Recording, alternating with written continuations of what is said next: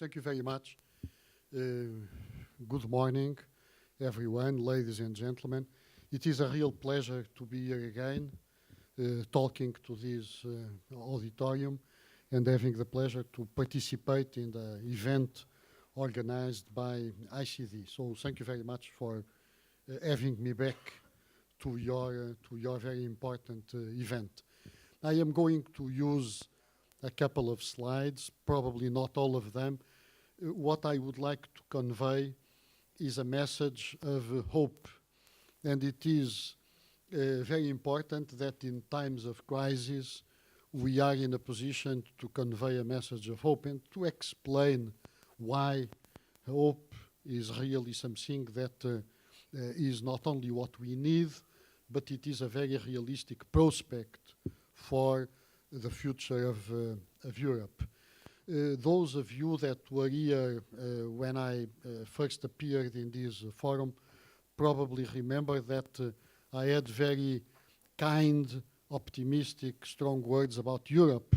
Some of you could even remember that I compared Europe, the European Union, the European build-up as such so essential things like breathing. You probably recalled that I even did that. I did inspire and expiring is something so natural, so common, that we never think about its significance. We only think about how important it is when you don't have oxygen. Then it becomes really a huge thing, a huge problem, a vital thing. So, and I tried to argue that the same applies to Europe and to the European Union. It is so overwhelmingly important that you only realize its sheer importance when it starts to fail. And this is a very appropriate thought to start with, especially now in 2014. We are not only celebrating 100 years that Europe lost an immense opportunity to avoid a war, and so we are now 100 years after the last summer of Europe, but we are also celebrating the 25th anniversary of the fall of the Berlin Wall, and we are celebrating in 2014 the 40th anniversary of the Portuguese Democratic Revolution back in '74. And those of you that follow the writings of Huntington know about the importance of the Portuguese Democratic Revolution, because that democratic change triggered what Huntington called afterwards the third wave of revolutions, creating really in many countries in Latin America, in Europe, in Africa, prospects for a brighter future. And those prospects were apparently put in jeopardy recently with the economic and financial crisis. And I would like very briefly to lead you through some of the key aspects of the crisis, then to try to understand where we are and where we think that we should go from here, and of course to be at your disposal to answer questions about the present and the future of Europe and its impact on the overall world context. Let me start by asking a very obvious question. We have a crisis, we are having a crisis, everybody talks about a crisis, it is the word in the back mind and in the mouth of everyone, but what kind of crisis?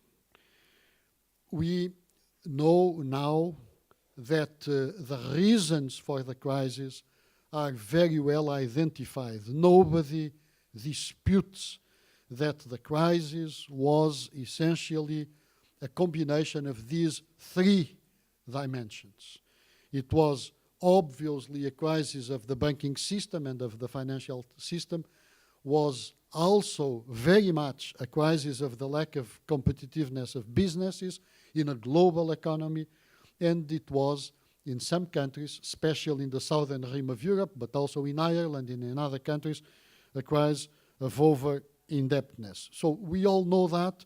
All the economists would agree that the recent crisis that struck the world economy, in particular the economies of the European Union member nations, in particular those that belong to the common currency, is a creation of these three essential dimensions, creating the perfect storm.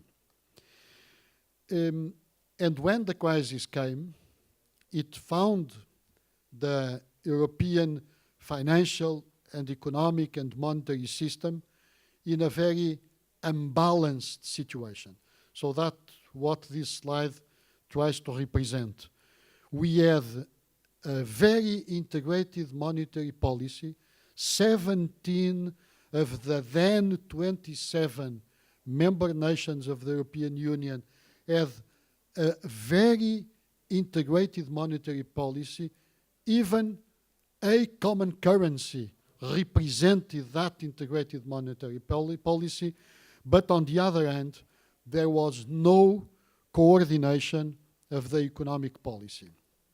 And this is very important, this slide, because you could be wondering why a system so unbalanced as this one could have worked. And it worked for a relative long period of time for essentially two main reasons. The first reason is that there was no crisis. And because there was no crisis, there was no incentive to change. There was no incentive to create a better or more balanced system. And the second reason, probably the most important reason, is that if you start to better coordinate our macroeconomic policies, you are touching the real inner core of the sovereignty, privileges, and prerogatives of the different member nations of the European Union. You cannot really, actually coordinate on the macroeconomic level without touching the prerogatives of the parliaments and of the governments across the board. So it was very comfortable, it was very convenient not to create more stringent macroeconomic policy coordination mechanisms. The only that we had until recently is, as you know, recommendations from the European Commission to the different member states that would need to be approved by the Council of the European Union under the less stringent rule according to the treaties, that of a qualified majority.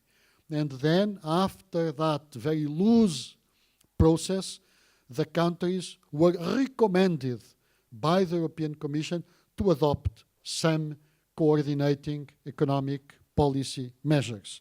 So essentially a very unbalanced system, as you can see, but worked because of what I just told you. So again, we have on that other plate of the balance, the integrated monetary policy, as I said, the most perfect way of integrating any monetary policy is to have a common currency. So better you cannot do, more integrated you cannot have. So when the crisis came, you had only two options. So the politicians had no other option than to choose between creating a more loose monetary policy, meaning expelling some countries from the euro, from the common currency, or choosing a different path that is creating a much greater integration of the different macroeconomic policies. And it is no surprise to anyone, and it is very important to say that again and again in a very clear way, that all the member nations of the European Union that belong to the Eurozone, to the common currency, all of them, with no exception, decided to follow the path of a deeper integrated macroeconomic coordination of policies. And the vast majority of the countries that are outside the Eurozone also agreed to the idea that what we need as a path to overcome the crisis is better, more integrated macroeconomic policy coordination. And to do that, it seems very easy. We all know it is extremely complex, extremely ambitious, extremely forward-looking. But to do that, you need, on the economic and financial side, you need agreements on the MFF and other mechanisms. You need to deepening, of course, what is now called the Economic and Monetary Union. But you also need, on the political side of the house, to create the conditions for deepening the European Union and keeping the democratic legitimacy of our institutions. And you know what happened. We started the process of deepening the Economic and Monetary Union. I am not going to bother you with the different steps that it took already the Union to go on the direction of deepening the Economic and Monetary Union. It is very important that you realize that this document that is called the blueprint provided by the European Commission for a deep and genuine Economic and Monetary Union is the first document when you can have an idea, a glimpse of the timeline that we are talking about. So this is extremely important. It is a very important document because if you look at the bottom of this chart, you will see that to achieve a full banking union and to achieve a full fiscal and economic union, those are the main goals, the main aims of creating that better macroeconomic policy coordination. You would need more than 5 years, so those are objectives that are, as the chart very well identifies, beyond 5 years. And probably even more important so is if you look at the right-hand side of the slide, they will imply necessarily treaty changes. So this is a huge challenge, a very big task ahead that the European Union really took on its shoulders.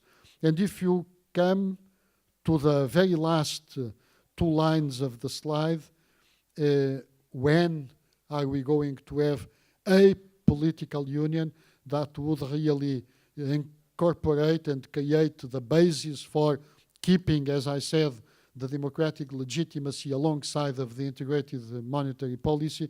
Not even the Commission dares to put a date on that. So we are talking about a long way to go, a long road still to travel ahead.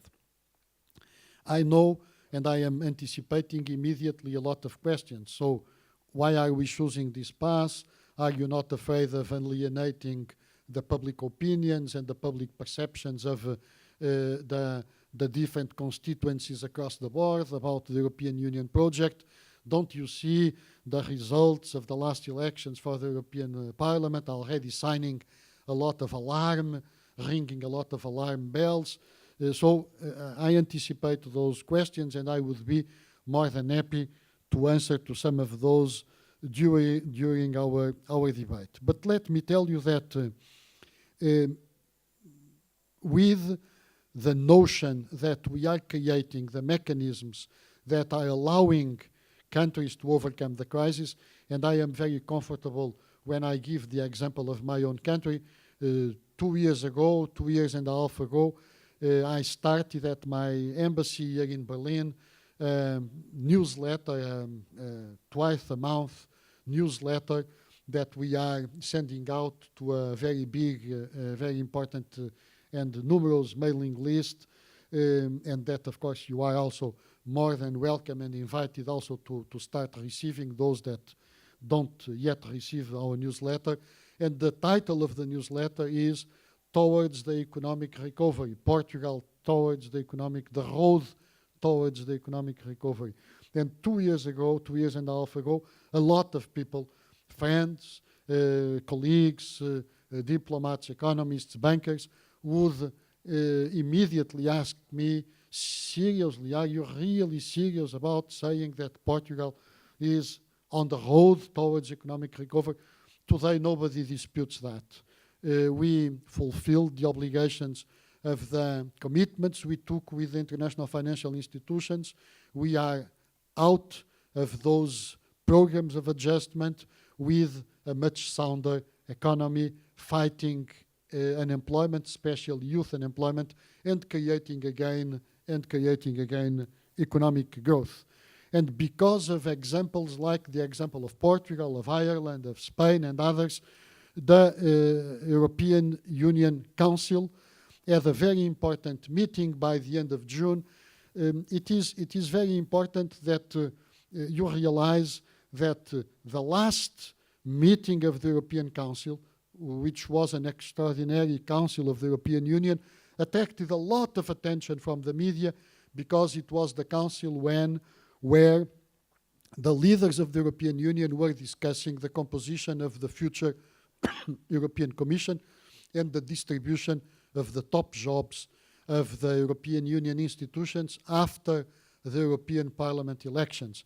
It attracted a lot of attention, and unfortunately, the Council immediately prior to that, in June, did not attract so much attention because it was not so much about posts and personalities, but that Council was about real, serious, forward-looking strategic matters, and it was decided then that we would need the strategic agenda for the European Union in times of change approved, and that strategic agenda that was voted unanimously by the 28 member nations, now 28 member nations of the European Union, as 5 main directions. I am not going to go in deep, we have no time for that, but the first is, as you can see on this slide, a union of jobs, growth and competitiveness.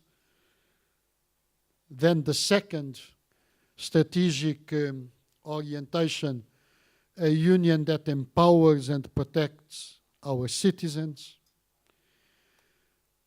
A union that is going towards, there is a misspelling here, to energy union with a forward-looking climate policy. This is a very bold, very important commitment taken by the leaders of the union.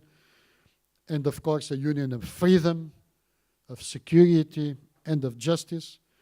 And the last of the 5 strategic trends that were approved is to make the Union a stronger global actor.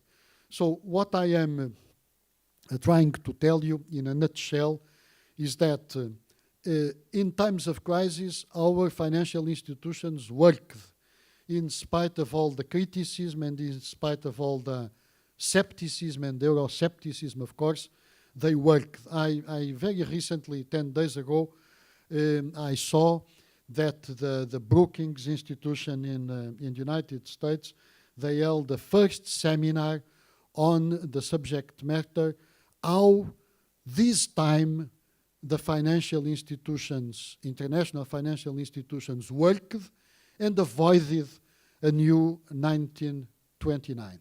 So this is really extremely important that at the most sophisticated, knowledgeable level, people start really to realize that the international institutions really worked. And they were not there to work back in 1929, so they could not avoid a major crisis that was the inception of a lot of tragedies that unfolded in the years immediately after. And of course, Germany knows a lot about that. So a message of hope, a lot of questions I immediately anticipate, also giving the hint to the role that Portugal played, becoming a success story in a very complex context, but also a very committed member of the idea that we need more European Union and not less European Union. Thank you very much for your attention. Muad from Morocco, thank you for the presentation. I've noticed that this strategy has neglected the culture, because it seems that it is only economically oriented. So how far? It seems also that this strategy in time of crisis is preventive. You see what I mean? Is preventive. How far you believe that culture is not, you are not interested in the European Union about culture anymore? You have had a cultural strategy before. What is it now? No, it is a very good question. You see, if culture and the cultural policies of the European Union were in crisis, they would immediately attract a lot of attention, obviously. So I am extremely comfortable by the fact that culture is not mentioned here, because we are really putting together the ingredients to overcome crisis. So I am not saying that the cultural objectives and policies of the European Union are perfect, because nothing is perfect and everything can be improved. But I am very comfortable in saying that if there is on earth a actor that really cares about culture, that is the European Union for sure. We are really living in a continent and in a union that really puts the cultural aspects and issues at the very forefront of its policies. And the funds that every year are spent by the Union on cultural activities, on promoting, protecting, preserving cultural activities, is really without any comparison to anyone else. So this is really the bright side of the story. Of course, again, a lot can be done. There is a lot that can really be improved. But again, I am glad that when we talk about remedies for the crisis, we are not trying to fix the cultural prospects for the European Union. I know that we are running out of time, but let me mention only one thing that is not directly related to your question, but because there is no other question, let me only tell you the following as a kind of a concluding remark. A lot is being said about Eurocriticism, Euroscepticism, and the elections, the recent elections for the European Parliament are very frequently invoked when we debate these matters. Let me tell you only the following. If we would have this kind of vote that we had for the European Parliament in times of growth, development, no crisis, stability, prosperity, that would really be a big surprise for politicians, for analysts, for diplomats. So if you are in a crisis and you get the vote that you got, it is really part of the political process. It is really part of daily life. It would be totally unexpected if in times of crisis we would have this kind of overwhelming support for the Union and for its institutions that you normally have in times of plenty. So nothing new also on that front. No reason to alarm. Of course, we need probably to make the better that we can out of the composition of the European Parliament. One thing is obvious, the main STEAM political forces in the European Parliament will need to work much more in a coordinated way and in hand, like it is being done here in Germany with the grand coalition that you have, in order really to foster and protect the European agenda. But again, I am totally reassured on the cultural side of the equation. So thank you again for your patience and for your attention.